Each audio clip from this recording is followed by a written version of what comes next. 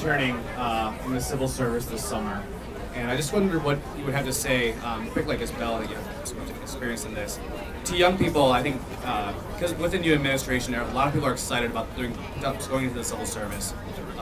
You know, previously careers were like, you know, doing a .com startup or being an entrepreneur, which you're not doing.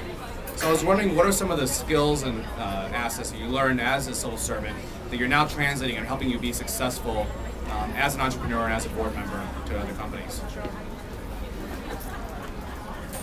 Wow. Okay.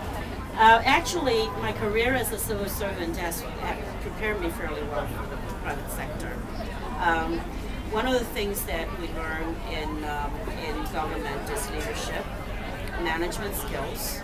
Those are very well, you know, very easily translatable.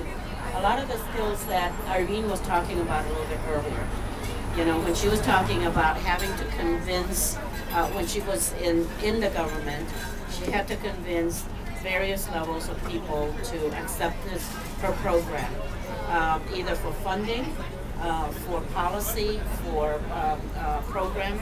At every level, you're basically selling.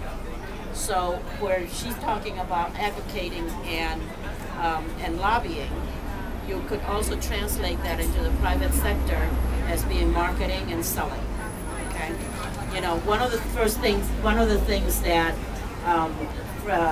friends of mine said to me when I first came out of government is said, Bel, I would want you to go out and market for me. You know, this is when I was looking for a job, you know, as I was retiring. And I said, marketing? I don't know how to market. I've never marketed. I'm in government. And, you know, but then I started thinking, you know, what is marketing? Marketing is actually selling your product, right? And that is exactly what you do day in and day out in the government. You're selling your program. Okay, you're trying to convince somebody at some level that your program is worth funding. Okay, you're trying to convince somebody to give you the go-ahead. Those are some of the skills that you bring out. Some other skills that you get in the government is you get to write a lot of reports. Yes, you get to write a lot of reports. You get to present a lot of, you know, your reports and your findings. Your PowerPoint, exactly. Well, those are communication skills. Excellent communication skills will help you advance in the private sector just as well as it helps you advance in the public sector. Let's do one more question before we open it up and let everybody do one-on-one. Thanks. Where is the last question come from? Who's brave enough to ask? You? My name is Shuya Ono. I just moved to DC in January from Boston, and I just want to thank everyone involved with the AAA Fund for, because in Boston I actually managed a campaign for the first Asian American ever get elected to higher office in Boston for SAMU.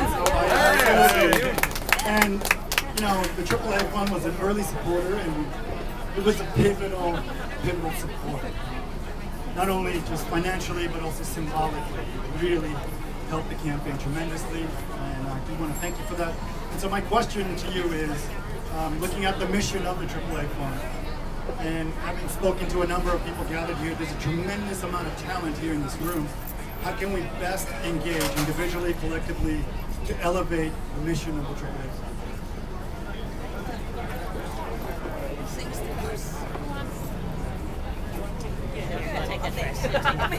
Take it first. Open your wallet. No. Yes. No, I mean, thank you for that, because you know, Sam is one of our success stories, and we love Sam Roon, and you know, we want him to become mayor of Boston. But you know, I started with the AAA Fund actually a year after Paul and Yenny founded it, and we just started off as you know, we would bring people together like this and bundle checks and, you know, raise a little bit of money. And now, you know, whatever, 9 years later, we just recently had a fundraiser where we made almost $50,000, and as treasurer, my goal is to spend every penny of that to give to the candidates that we endorse.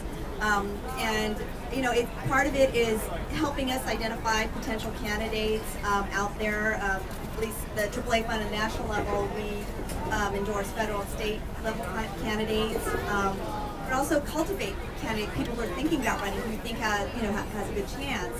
You know, for the local levels to move up. So, you know, many of you have contacts at different places.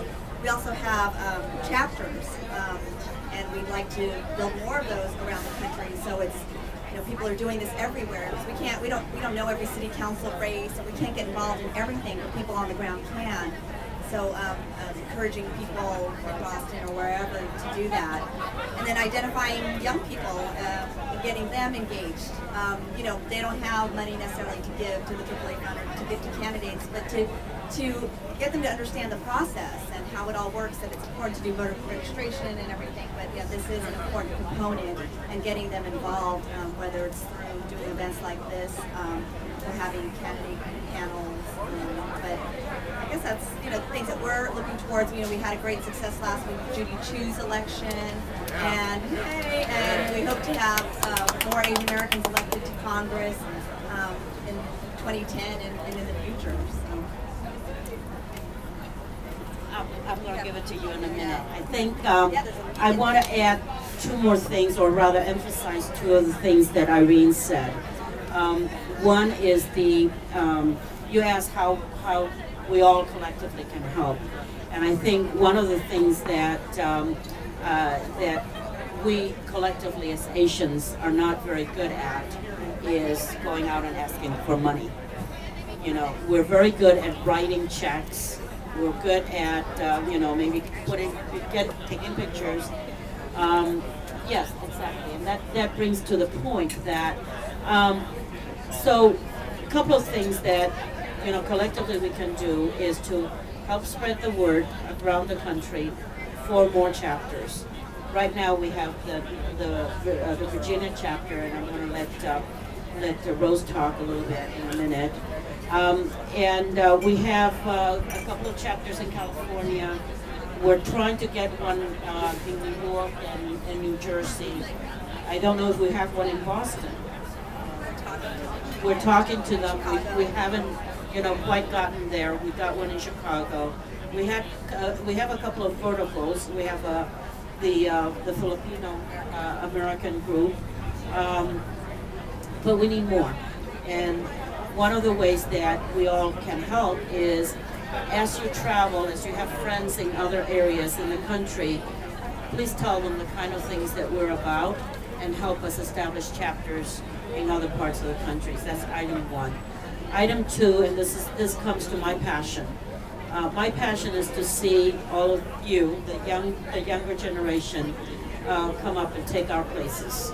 So in order to do that, we've got to cultivate our young professionals.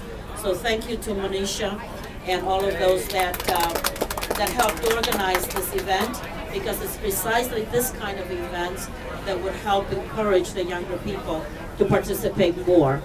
We want to get the young professionals, the young leaders, engaged a lot more, a lot sooner, and a lot more intensely in coming elections. And the one way to do that is through these kind of networks and these kinds of events and these kinds of organizations. Thank you for asking. Getting involved. And getting involved.